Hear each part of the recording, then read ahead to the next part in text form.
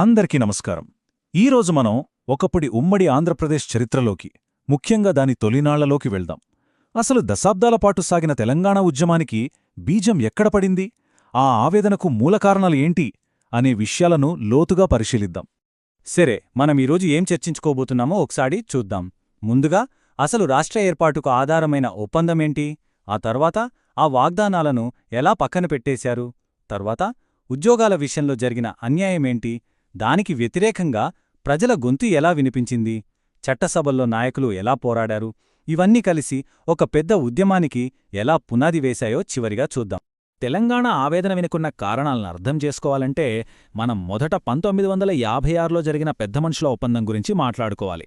అప్పట్లో ఆంధ్రరాష్ట్రంలో తెలంగాణ ప్రాంతాన్ని విలీనం చేసే ముందు తెలంగాణ ప్రజల హక్కులు, వాళ్ల ఉద్యోగాలు, వాళ్ల సంస్కృతిని కాపాడుతామని ఇచ్చిన ఒక చారిత్రాత్మక హామీ ఇది. అంటే చూడండి, ఈ ఒప్పందం ఊరికేదో కాగితం మీద రాసుకున్నది కాదు. అది రెండు ప్రాంతాల మధ్య ఒక నమ్మకానికి పునాది అనమాట. సమానత్వం, గౌరవం, కలిసి ఎదుగుదామని చేసుకున్న ఒక ప్రామిస్. కానీ చరిత్ర ఏం చూపిస్తుందంటే, ఆచరణలోకొచ్చేసరికి ఈ మాటని ఎంత తేలిగ్గా పక్కన పెట్టేశారో మనకర్థమవుతోంది. ఇక ఒప్పందాన్ని ఉల్లంఘించిన విషయాల్లోకెళ్తే అన్నింటికన్నా ముఖ్యమైంది, తెలంగాణ ప్రజల మనస్సుల్ని తీవ్రంగా గాయపరిచింది ప్రభుత్వ ఉద్యోగాలు, ప్రమోషన్ల విషయంలో జరిగిన అన్యాయం. వివక్ష అనేది ఒక పాలసీగా మారి అసంతృప్తికి మొదటి బీజం పడింది ఇక్కడే. ఈ టేబుల్లోని వివరాలొకసారి చూడండి. ఇది చూస్తేనే మనకర్థమైపోతోంది, ఇవి అనుకోకుండా జరిగిన తప్పులు కావని. ఇదొక పద్ధతి ప్రకారం జరిగిన పక్షపాతం. విద్యాశాఖలో ఏకంగా 2:1 నిష్పత్తిలో ప్రమోషన్స్ ఇచ్చారు. అంటే తెలంగాణ వాళ్లకు అవకాశాలు చాలా తక్కువ.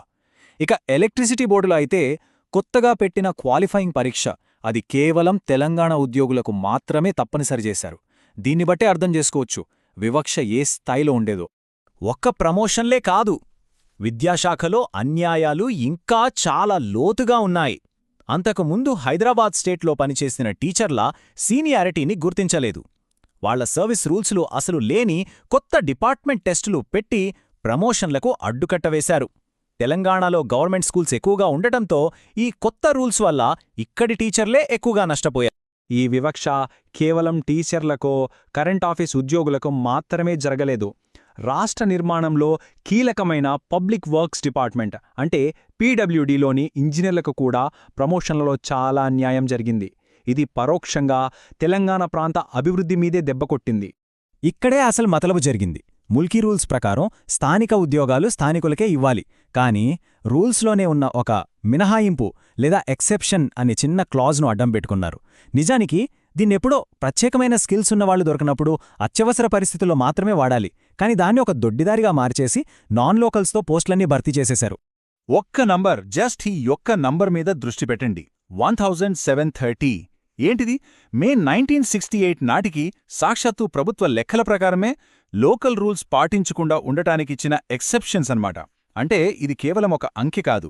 1730 మంది తెలంగాణ యువత ఉద్యోగ అవకాశాల్ని అధికారికంగానే లాగేసుకున్నారనడానికి ఇదే సాక్ష్యం. అయితే ఇన్ని అన్యాయాలు జరుగుతుంటే ప్రజలు మౌనంగా లేరు. ప్రభుత్వ నిర్లక్ష్యానికి, వివక్షకు వ్యతిరేకంగా తెలంగాణ ప్రజల గొంతుక బలంగా వినిపించడం మొదలైంది. దానికోసం ఒక వేదిక కూడా ఏర్పడింది. అదే తెలంగాణ మహాసభ. ఈ టైం లైన్ చూస్తే మనకొక విషయం స్పష్టంగా తెలుస్తుంది. తెలంగాణ మహాసభ పోరాటమనేది నిరంతరంగా సాగింది. 1958లో హైదరాబాద్లో ఒక పెద్ద సభ పెట్టడంతో మొదలుపెట్టి తమ సమస్యల్ని ఏకంగా ప్రధానమంత్రి, రాష్ట్రపతి దృష్టికి తీసుకెళ్లేదాకా ఒక దశాబ్దానికి పైగా ప్రజాస్వామ్య పద్ధతిలోనే పోరాడారు. 1958లో జరిగిన ఆ మహాసభలో భోజ్రెడ్డిగారు అన్న ఈ మాటలు ఆనాటి తెలంగాణ ప్రజల ఆవేదనకు అద్దం పడతాయి. విలీనంతో మా ప్రాంతం అభివృద్ధి చెందుతుందని ఆశిస్తే కనీసం ఉన్నవి కూడా పోతున్నాయన్న బాధ, నిరాశ ఈ మాటల్లో స్పష్టంగా కనిపిస్తుంది. ఇక్కడ తెలంగాణ పితామహుడిగా పేరుగాంచిన మాడపాటి హనుమంతరావు గారి నుంచి ఒక బలమైన పిలుపు వింటున్నాం. ప్రభుత్వం ఇచ్చిన మాట నిలబెట్టుకోకపోతే ప్రజలు తమ హక్కుల కోసం రాజ్యాంగం ప్రకారమే పోరాడాలి అని ఆయన స్పష్టం చేశారు. ఈ మాటలు భవిష్యత్తు ఉద్యమాలకు ఒక మార్గనిర్దేశం చేశాయి. ఈ అసంతృప్తి అనేది కేవలం ఒక్కరికో ఇద్దరికో పరిమితం కాలేదు. అన్ని పార్టీల నాయకులు గొంతు విప్పారు. MP Harishchandra Hooda deputy CM పదవి ఇవ్వకపోవడాన్ని ప్రశ్నిస్తే కమ్యూనిస్ట్ నేత రాజ్ బహాదూర్ గౌర్ ఉద్యోగాల్లో అన్యాయంపై ఎంక్వైరీ కమిటీ వెయ్యాలని డిమాండ్ చేశారు. ఇక లాయర్ ఏక్బోటే అయితే ఈ సమస్యలన్నింటికీ కారణం ప్రభుత్వం ఒప్పందాన్ని పాటించకపోవడమే అని తేల్చి చెప్పారు. ఈ పోరాటం కేవలం బయట సభల్లో, సమావేశాల్లోనే జరగలేదు. అధికార కేంద్రమైన శాసనసభ లోపల కూడా దీనిపై గట్టిగానే నిరసన వ్యక్తమైంది. ప్రజల తరఫున నాయకులు అసెంబ్లీలోనే తమ గళం వినిపించారు. ఆనాటి రాజకీయాల్లో ఒక ముఖ్యమైన నేత డాక్టర్ మర్రి చెన్నారెడ్డి.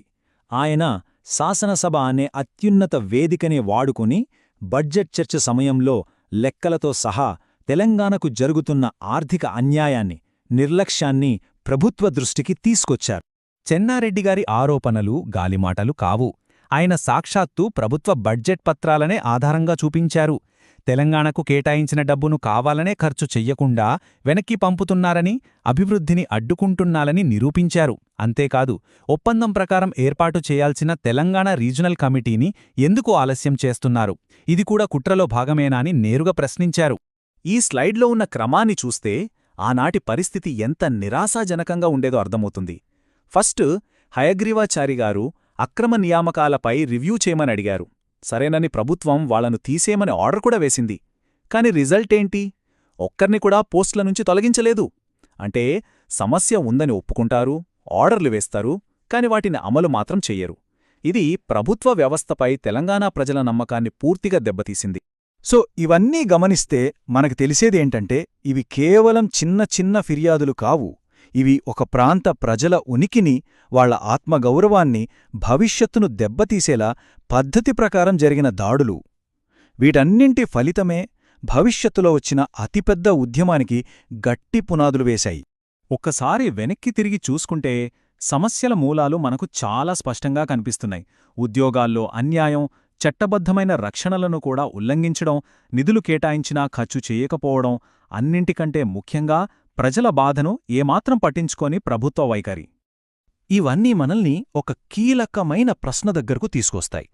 ఇచ్చిన మాటను తప్పినప్పుడు, చట్టాలు పనిచేయనప్పుడు, అధికారిక మార్గాలన్నీ మూసుకుపోయినప్పుడు ఒక ప్రజల సమూహంలోని నిరాశ, ఆవేదన తమ భవిష్యత్తును తామే నిర్ణయించుకోవాలనే ఒక చారిత్రాత్మక ఉద్యమంగా ఎలా మారుతుంది?